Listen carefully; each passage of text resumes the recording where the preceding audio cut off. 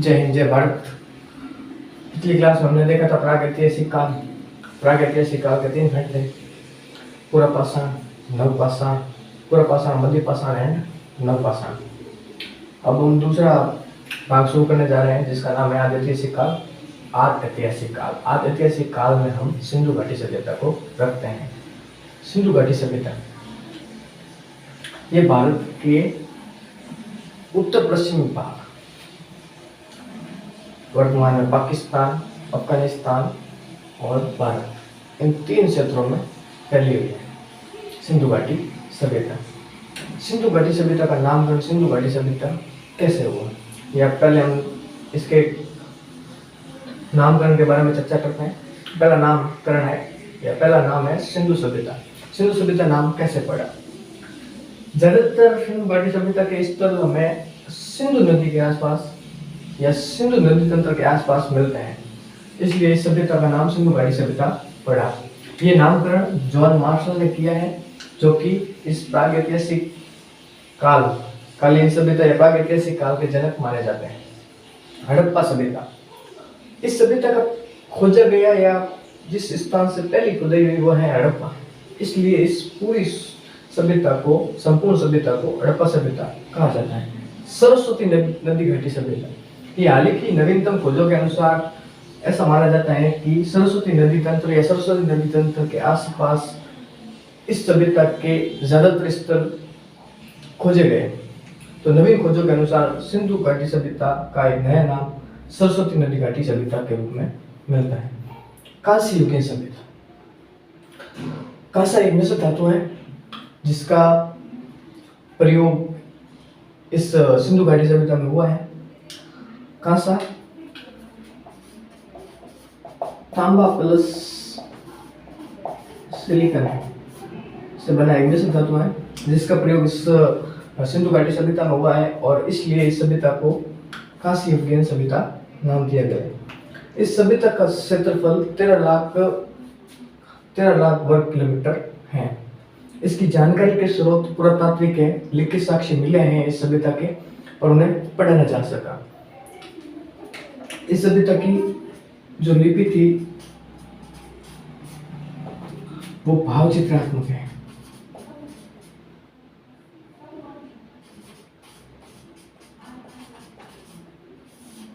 क्या अर्थ है भावचित्रात्मक लिपि का?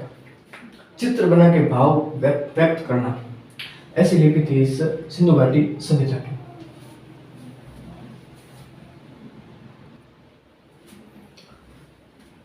अच्छा, चलो हम आगे देखते हैं। सिंधु सभ्यता की प्रथम जानकारी चार्ल्स मैसन ने दी थी। चार्ल्स मैसन को आप ऐसे भी याद रख सकते हैं कि सिंधु घाटी सभ्यता का प्रथम मैसेज चार्ल्स मैसन ने दिया। इसका सर्वेक्षण अलेक्जेंडर कनिंघम ने किया, जो भारतीय पुरातत्व के जनक माने जाते हैं। इसकी प्रथम खुदाई दयाराम सानी द्वारा की गई। इसकी आकृति लगभग त्रिभुजाकार है। इसको 2 भागों में बांटा गया। ये हम सिंधु घाटी सभ्यता का ओवरव्यू देख रहे हैं। ये एक माइंड मैपिंग हो रही है। फिर हम आगे इसके स्थलों के बारे में, वहां से मिली वस्तुओं के बारे में देखेंगे, पर अभी हम पूरी ओवरऑल सिंधु घाटी सभ्यता की माइंड मैपिंग कर रहे हैं। इसको 2 भागों में बांटा गया है। ऊंचाई वाले भाग को नगर दुर्ग कहा गया है। ये ऊंचाई पे बना होता था। ये पश्चिम दिशा में होता था, और इतिहासकार मानते हैं कि इसे यहाँ शासक वर्ग रहता था। एक था निचला भाग, जिसे निचला दुर्ग की संज्ञा दी गई, जहाँ जनसामान्य रहता था। इतिहासकारों ने इसको 2 भागों में बांटा है। ज्यादातर सिंधु घाटी सभ्यता के स्थलों को 2 भागों में मिलते हैं। इसकी मोहरें आयताकार मिली हैं, जिन पर चित्र मंडे हुए हैं पशुओं के इत्यादि।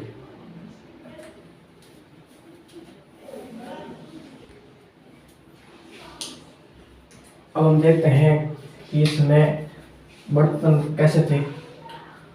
बर्तन मिट्टी के बनाए जाते थे। मिट्टी के बर्तनों को मृदभांड कहा जाता है। ये बर्तन लाल मिट्टी के होते थे। इन्हें आकर्षक बनाने के लिए काले रंग का प्रयोग किया जाता था। इस समय के घर कैसे थे? घर 1 से 2 मंजिला होते थे। आंगन के आसपास या आंगन के इर्द गिर्द कमरे होते थे। ज़्यादातर घरों में स्नानागार पाए गए, कुछ घरों में कुएं भी मिले हैं। इनकी सड़कें संपूर्ण प्रकार की थी। नाले ढके हुए थे। नालियाँ मुख्य नाले में जाके मिलती थी और इन नालों की सफाई के लिए नालों में मैन होल रखा जाता था। इस समय कपड़े के साक्ष्य भी मिले हैं और माना जाता है कि 7000 ईसा पूर्व पाकिस्तान के सुलेमान कीर्तर पहाड़ियों के बीच में कपास की खेती हुई और मोहनजोदड़ो भी कहीं ना कहीं पाकिस्तान में इसी क्षेत्र में है। तो कपड़े के साक्ष्य यहाँ से मिले हैं। फैंस एक मानव द्वारा बनाई गई चीज है या कृत्रिम से बनाई गई मिट्टी का एक होता है। बालू प्लस स्फटिक पत्थरों के चूर्ण को मिलाकर गोंद कर इससे ज्यादातर सूत काटने की कनकियां बनाई जाती थी। तो ये फैंस कृत्रिम रूप से बनाया जाता था।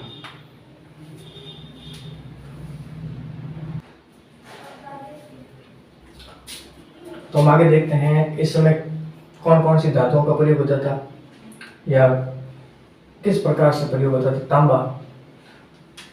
तांबा इस समय सबसे महत्वपूर्ण धातु थी।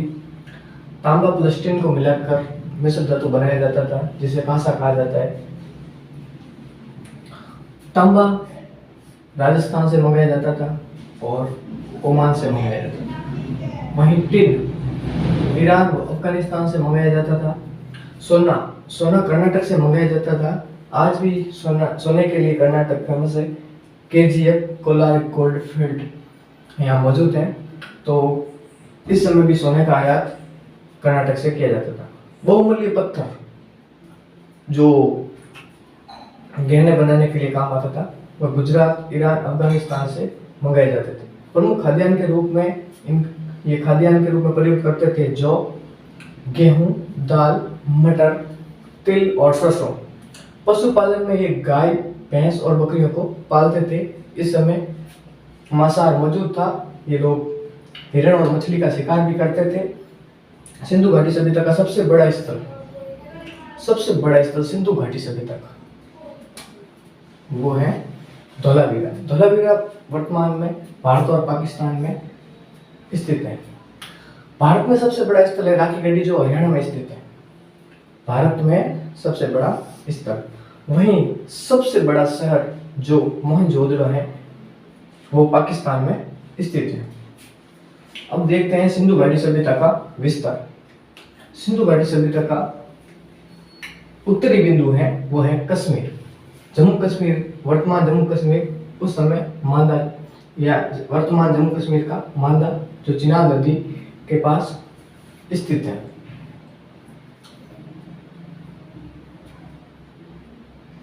चिनाब नदी जो कि रावी की सहायक नदी है या रावी में जाकर मिलती है।